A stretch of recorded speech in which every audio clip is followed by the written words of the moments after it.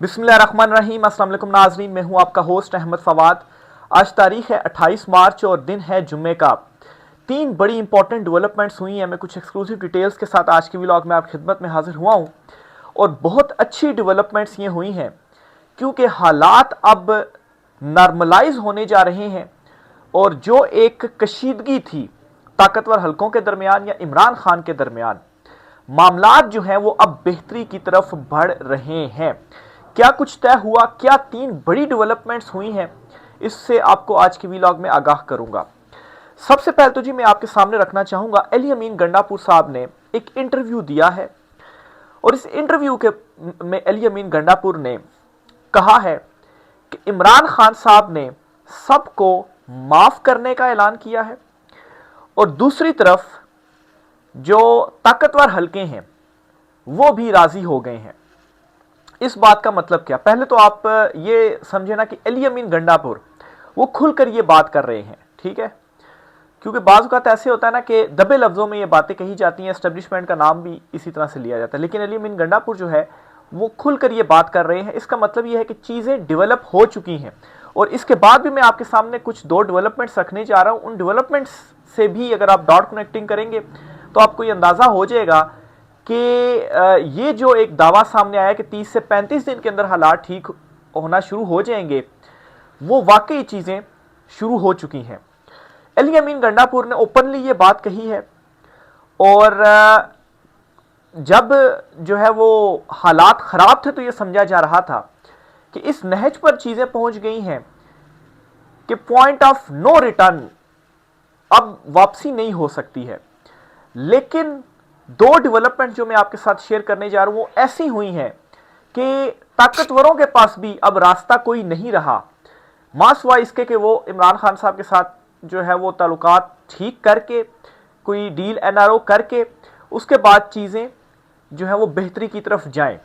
अब वो दो बड़ी डेवलपमेंट्स कौन सी हुई हैं और फिर उसके नतीजे में इमरान खान साहब का ये जो उन्होंने इमरान खान साहब के हवाले से कहा ना कि इमरान खान ने भी कह दिया है, माफ़ करने का ऐलान कर दिया है, तो इसमें इमरान खान साहब और पाकिस्तान तहरीक इंसाफ की जानिब से कुछ चीज़ें हुई भी हैं, मतलब इस चीज़ के ऊपर इम्प्लीमेंट होना शुरू भी हो गया है।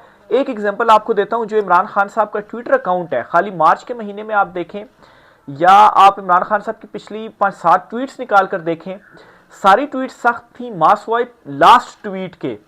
और यह भी फिर फैसला हुआ जी कि जो पॉलिटिकल कमेटी है उस कमेटी में पहले इमरान खान का पैगाम डिस्कस होगा और फिर उसके बाद वहां से फाइनलाइज होने के बाद ट्विटर अकाउंट से ट्वीट किया जाएगा।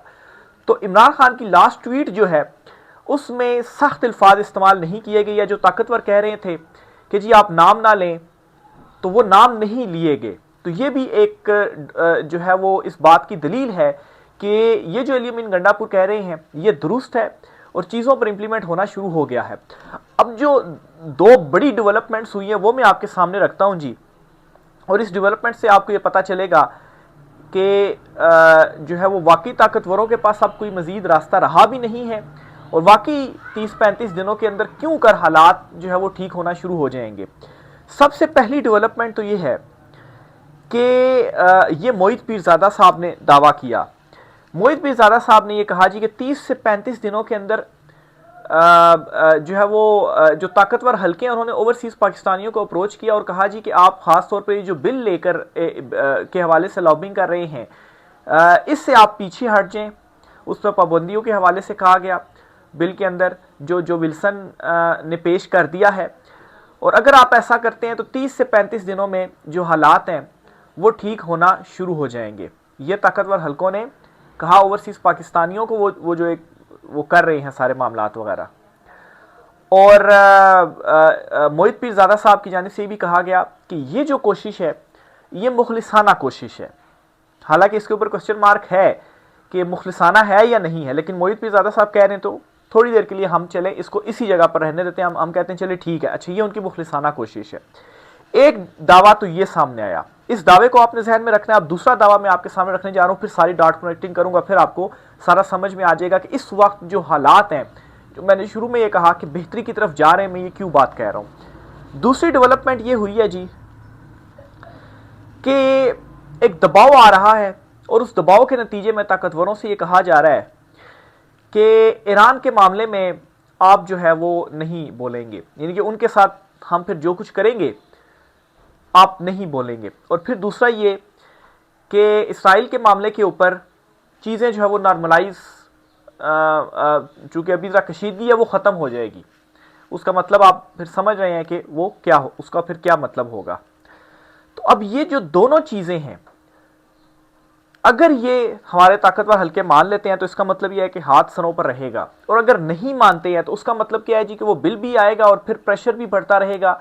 और अगर उस सूरत में हाथ भी हटता है और इमरान खान साहब जो हैं वो आते हैं तो इनको अपने लाले पड़ जाएंगे। और फिर उसमें भी ये नहीं है कि जाहिर सी बात है जो ताकतवर हैं वो भी, उनको भी अपनी जान की पड़ी हुई है, लाले पड़े, वो इमरान खान को कैसे छोड़ेंगे, तो हालात बहुत खराबी की तरफ जाएंगे।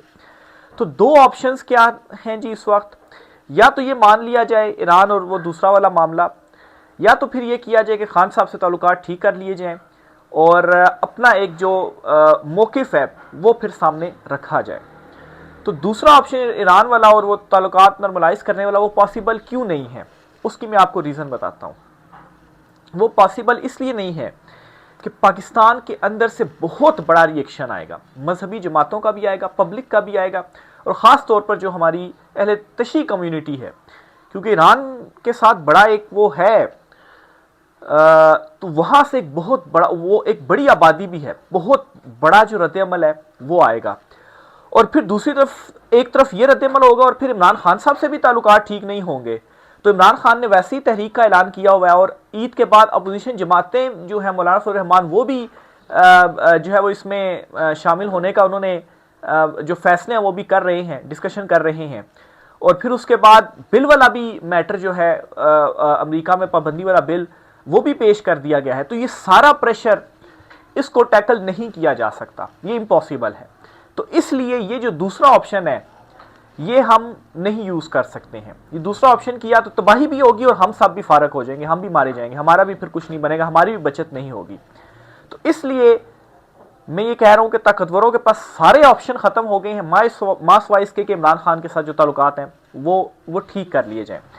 अब ये सवाल है कि इमरान खान ने जो कहा है कि सबको माफ़ी का ऐलान किया है, सबकी माफ़ी के ऐलान से क्या मुराद है? जो नाइंसाफ़ियाँ हुई, जो जुल्म ज़बर हुआ, जो 26 नवंबर को हुआ, क्या वो भी माफ़ी हो जाएगी? या इमरान खान ने कहा जी कि जो मेरी ज़ात के हवाले से किया गया उसके ऊपर मैं माफ़ करता हूँ? इस पर अभी क्लियरिटी नहीं है। लेकिन एक चीज़ तो हो गई है कि जो टॉक्स हैं, जो चीज़ें हैं, वो अब बेहतरी की तरफ जाने लग पड़ी हैं। अली अमीन गंडापुर, चूँकि वो CM KP भी हैं, उन्होंने दावा किया, और फिर उसके नतीजे में कुछ जो डेवलपमेंट्स हुई हैं, जिस तरह से इमरान खान का ट्विटर अकाउंट है, पॉलिटिकल कमेटी फैसले कर रही है, मुलाकातें भी सलमान अकरम राजा कर रहे हैं, और फिर उसके बाद वो ट्वीट्स हो रही है फैमिली मुलाकात नहीं कर रही। और ताकतवरों की पहली जो थी वो शर्त वो यही थी कि आप सोशल मीडिया के ऊपर जो ट्विटर अकाउंट है, खासतौर इमरान खान साहब का, इसको आप खामोश नहीं कर सकते, तो कम से कम आप इसमें नर्म लहजा जो है वो यूज़ करें। तो वो इम्प्लीमेंट होना शुरू हो गया PTA की तरफ से। तो इसका मतलब ये है कि इमरान खान या पाकिस्तान तहरीक इंसाफ जो है, उनकी तरफ से भी चीज़ों पर एग्री किया जा रहा है और चीज़ें शुरू हो गई हैं। और अगर इसमें खैर एक अबहाम ये ज़रूर है कि इमरान खान साहब अगर अलीमा खान साहिबा से मिलते हैं और उसके बाद कोई पैगाम देते हैं और अलीमा खान साहिबा जो बात करती हैं अगर तब भी सख्त लहजा होता है, तो इसका मतलब ये है कि फिर जो बाहर PTA की लीडरशिप है वो खुद से ये चीज़ें कर रही हैं, इमरान खान साहब ने उनको नहीं कहा। ये भी एक हो सकता है, पीठ में छुरा घोंपने की कोशिश हो सकती है, लेकिन ये सिर्फ मेरा गुमान है। ज़ाहिर सी बात है, जो सारी मैं डॉट कनेक्टिंग कर रहा हूँ उसमें बहुत सारे जो एंगल्स हैं वो निकल रहे हैं। आप भी इस पर अपनी राय का जो इजहार है वो कीजिएगा कि आपकी नज़र में ये जो सारी डेवलपमेंट्स हुई हैं, आपके सामने मैंने सारी चीज़ें खोल कर रख दी हैं, इस पर आप जो है वो क्या कहते हैं। तो ये बहुत बड़ी जो डेवलपमेंट्स हैं जी, ये हो गई हैं, और मैं तो इसमें से पॉजिटिव चीज़ ही एटलीस्ट मैं निकाल रहा हूँ। और फिर इसके बाद जी ये जो ईद के बाद तहरीक का इमरान खान साहब ने कहा है, ईद के बाद अख्तर मेंगल साहब भी लॉन्ग मार्च कर रहे हैं, अपोजिशन जमातें भी ईद के बाद निकल रही हैं, और उन्होंने ये मुतालबा किया है नए इंतखाबात का फौरी तौर पर अबूरी सेटअप जो है वो कायम किया जाए। तो अगर हालात नॉर्मलाइज 30-35 दिन में होते हैं तो फिर इसका मतलब ये है कि फिर ये सारी चीज़ें नहीं होंगी, और ये सारी चीज़ें ना होने का मतलब ये है कि जिन वजूहात की वजह से ये चीज़ें हो रही थी वो सब मानी जाएंगी, यानी कि नए इंतखाबात, अबूरी सेटअप की जो बातें हो रही थी ये भी फिर चीज़ें तय हो गई हैं। फिर इसी तरह से आपको एक और भी मैं बताता हूँ जी कि जो शरीफ ख़ानदान है, नवाज शरीफ की बीमारी की एक मरतबा फिर से बातें चल रही हैं, और जब भी ऐसा होता है तो तब ये होता है जी कि बाहर जो है वो जाया जाता है। पहले भी नवाज शरीफ जब बाहर गए थे तो यही हुआ था कि उनके प्लेटलेट्स जो थे वो गिर रहे थे और वो बाहर गए इलाज के लिए। अब भी यही जो एक चहमुगोइयाँ हैं वो हो रही हैं। तो ये बात तो मशहूर है जी कि शरीफ खानदान जो है जब इक़्तिदार में होते हैं तो वो पाकिस्तान में होते हैं, इक़्तिदार में नहीं होते तो फिर वो बाहर बैठते हैं, वो अपने मुल्क में जो है वो बैठते हैं, फिर वहाँ से उनको इनकलाब की जो है वो सूझती है और फिर वहाँ से वो कोशिशें करते हैं डील करने की और इनकलाब लाने के लिए।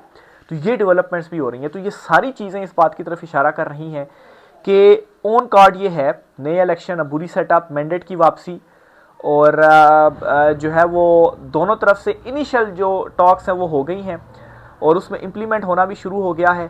फिर एस्टेब्लिशमेंट के अंदर अहम ओहदों के ऊपर तब्दीलियों की भी इस वक्त जो बात है वो हो रही है। इसमें भी कोई कंफर्मेशन तो नहीं है, लेकिन कुछ दिनों के अंदर ये भी पता चल जाएगा, ईद के बाद खास तौर पर जब ये तब्दीलियां हो जाएंगी। अगर वो तब्दीलियां हो जाती हैं फिर तो सारे का सारा कंफर्म हो जाएगा। और फिर एक और चीज़ ये कि अगर इमरान खान साहब की लीमा खान साहबा से मुलाकात होती है और उसके बाद भी एक नर्म मौक़िफ़ आता है तो फिर इसका मतलब ये है कि चीज़ें जो है वो वाकई बेहतरी की तरफ जा रही हैं। और ये क्यों जा रही हैं, जो मैं पहले भी बता चुका हूँ कि एस्टेब्लिशमेंट के पास अब जो कार्ड्स हैं वो ख़त्म हो चुके हैं। अब अगर मज़ीद कुछ किया गया तो फिर तो टोटली तबाही की तरफ चीज़ें जाएंगी, क्योंकि आपके सामने मैंने रख दिया कि फिर सपोर्ट भी नहीं मिलेगी और ईद के बाद जो हैपनिंग्स होने जा रही हैं उनको फिर टैकल नहीं किया जा सकता। तो ये जी कुछ इंपॉर्टेंट डिटेल्स थी। दूसरी तरफ जो मैं ये कह रहा हूँ कि इमरान खान की पीठ में छुरा घोंपने वाली जो बात है ये मैं क्यों कर रहा हूँ, ये इस तरफ आपका माइंड क्यों जाता है। देखें, अगर तो आप मुखलिस हैं तो फौरी तौर पर जो करने वाले काम थे वो आप कर सकते थे। मिसाल के तौर पर अब चले बुशा भी इमरान खान साहब की रिहाई फौरी तौर पर नहीं अगर की जा सकती, आप कहते हैं थोड़ा बहुत टाइम 30-35 दिन में चले, इस हद तक माना जा सकता है। लेकिन फौरी तौर पर तो ये चीज़ें की जा सकती थी ना कि जो सख्तियाँ की जा रही हैं वो सख्तियाँ रोक दी जाती, बल्कि मज़ीद बढ़ा दी गई हैं। मिसाल के तौर पर इमरान खान साहब की मुलाकातें लीमा खान साहबा से नहीं हो रही, इवन के पॉलिटिकल लीडरशिप से मुलाकातें नहीं हो रही। क्यों नहीं हो रही? उनसे होनी चाहिए थी, मुलाकातें शुरू हो जानी चाहिए थी। नहीं हो रही तो फिर मेरा गुमान उस तरफ जाता है जी कि क्या इमरान खान को तो धोखा नहीं दिया जा रहा। हो सकता है ये अभी इमरान खान का जब तक बयान सामने नहीं आता कोई, तो हम कुछ भी नहीं कह सकते, एज्यूम कर सकते हैं चीज़ें। फिर दूसरे नंबर पर ये जी कि जो बोलने की आज़ादी है, जर्नलिस्ट को जो उठाया जा रहा है, फरहान मलिक साहब अभी भी जो है वो जेल अरेस्ट हैं, वहीद मुराद जो हैं उनको ज़मानत पर रिहा कर दिया गया है, आज ही उनकी जो रिहाई है वो पॉसिबल हुई है। अहमद दुरानी के जो भाई हैं वो अभी तक अगवा है, उनको नहीं छोड़ा गया। इसके अलावा पीटीआई की जो लीडरशिप है वो अभी तक जेलों में है, कारकुनान बहुत सारे अभी तक जेलों में हैं। मीडिया के ऊपर इमरान खान साहब का नाम अभी तक नहीं चल रहा। और फिर उसके बाद सहाफ़ियों के ऊपर जो एक सख्तियाँ हैं बोलने की आज़ादी से मुतलिक, वो अभी तक उसी तरीके से हैं, कोई जो नरमी है वो नहीं आई। तो ये वो सारी दूसरे साइड पर पैरेलल जो चीज़ें चल रही हैं, इसकी बुनियाद पर मैं ये अज्यूम जो है वो कर रहा हूँ। बहरहाल देखें, ईद के बाद अप्रैल का जो महीना है ये डिसाइसिव महीना है। इस महीने में सब कुछ क्लियर हो जाएगा। और जो मैं ये समझ रहा हूँ कि वाकई अगर जिस तरह से अली अमीन गंडापुर ने दावा कर दिया, चीज़ें अगर बेहतरी की तरफ जा रही हो, जो मैं समझ रहा हूँ, तो ये बहुत अच्छा है पाकिस्तान के लिए भी, क्योंकि बेहतरी की तरफ जाने का मतलब ये है कि इमरान खान साहब ने इक़्तिदार में आना ही आना है, इमरान खान ने वज़ीर-ए-आज़म बनना है और बाइख्तियार वज़ीर-ए-आज़म। अभी तो इख्तियारात नहीं है ना, बाइख्तियार होंगे। और आलमी सतह पर जो इतनी बड़ी बड़ी ये तब्दीलियाँ हो रही हैं ना, इनमें पाकिस्तान का मफाद सामने रख कर डट कर कोई अगर बात कर सकता है और पाकिस्तान का मफाद हासिल कर सकता है ना, तो वो इमरान खान ही है।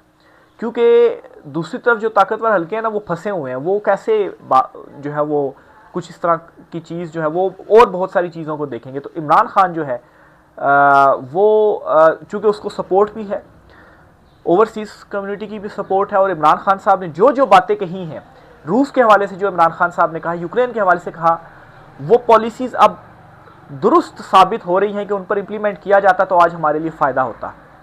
ये अब चीज़ें प्रूव हो रही हैं। तो देखें जी क्या आगे डेवलपमेंट्स होती हैं। इंशाल्लाह आपके साथ सारी जो चीज़ें होंगी आप शेयर करते रहेंगे। राय का इज़हार आपने करना है। इजाज़त दीजिए, अल्लाह हाफ़िज़।